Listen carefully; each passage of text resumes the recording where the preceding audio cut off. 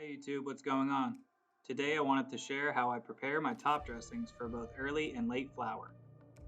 First I add worm castings until about half the container is full, and then I break down all the chunky bits to promote even mixing whenever I add the fungi and organic nutrients.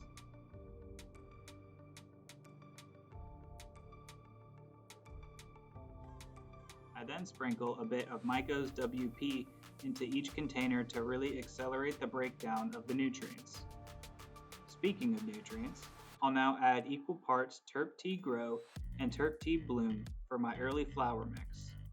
And then for my late flower mix, I will use a 100% concentration of Terp Tea Bloom Booster.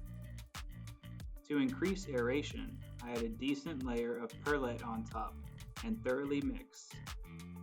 This has been another episode of Black Sheep Buds.